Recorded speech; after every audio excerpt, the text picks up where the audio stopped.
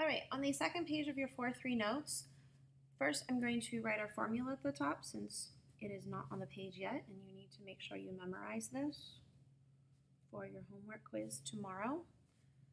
So there is your formula. You take the first term times your common ratio to the n minus 1. And as before, you are just plugging in the first term and your r. Please remember what I said earlier. Your r, if you can't figure it out, you can always take, I don't know, like your second term divided by the first term. Or you could do any set of previous terms. So you could do like the fourth term divided by the third term. You could do the fifth divided by the fourth. Any consecutive terms, you could divide them. I am not going to do all these. I'm just going to do some that I think that you would consider the difficult ones, and then you can look at your completed notes to check the rest. So on number 9, first we need to figure out that -2 is your first term. And to get from -2 to -6 to -18, your r is 3. Keep multiplying by 3. So the directions say write an explicit formula. So we'll start with that. F of n equals -2. You start with -2, and then you keep multiplying by 3.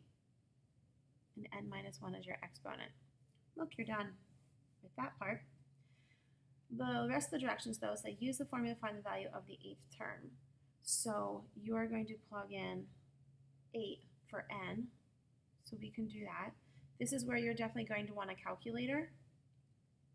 So you can write f of 8 equals -2 times 3 to the 8 minus 1. Now when you go to actually plug it in your calculator, please don't do 8 minus 1. We all know what 8 minus 1 is. If you do that, you would have to put parentheses around the 8 minus 1. So just put -2 times 3 to the 7th. I doubt anybody knows what 3 to the 7th is off the top of their head. So if you plug that straight into your calculator, f of 8 is -4,374. There you go.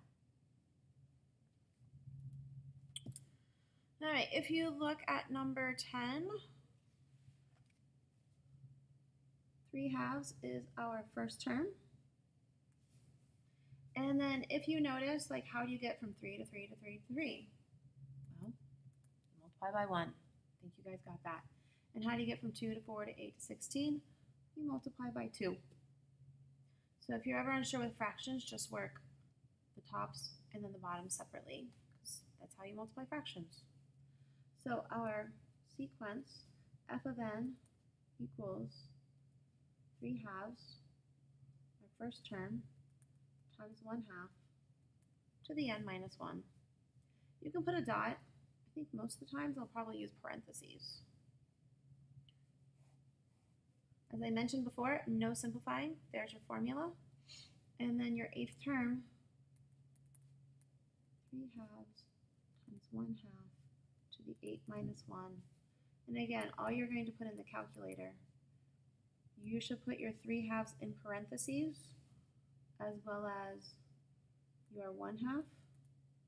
Otherwise, you probably won't get the right answer. And you're doing 1/2 to the 7th. If you did that properly, you should get 3/256.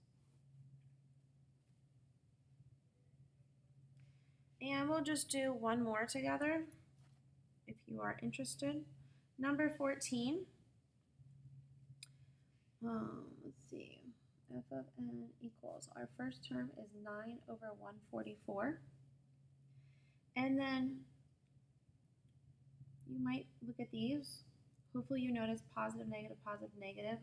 So our r is definitely a negative number. And then you could say, like, how do you get from here to here? Or again, you could divide -9/36 in parentheses divided by 9/14. Or you could look at this, but it's going to be -1/4. Okay, that's your r, so 9/144 times -1/4 to the n minus 1. There's your formula. And then to do the 8th term, my number 144 times negative 1/4, and 8 minus 1, I think you probably got it by now, is 7. Again, use parentheses in your calculator. And this is a bit messy. Negative 1 over 262,144. I believe if you were to put this in your calculator, it's not going to do it completely. So maybe we'll talk about this if you need to when I get back. All right, so that is explicit. It's rather straightforward, simple. Your recursive is pretty similar to what we did for arithmetic sequences. So with arithmetic sequences, your recursive formula said any term is found by looking at the previous term and adding your common difference, and make sure you say where you're starting. So this one for geometric is super similar. So any term, you could do the f of n minus 1 first, but typically I think it just looks prettier if you do the r times your previous term, and then the rest is the same when your first term is something. So again, you're plugging in for the r in the first term, and it's the same thing every time. So just as before, you need to find the common ratio, which is your r, state the value of the first term, which is our f of 1, and then substitute it into the formula. F of n equals, you keep multiplying the previous term by this r. When, where, your choice. The first term is blank. We need to slide up. Sorry about that. Again, you're plugging in r and what f of 1 is.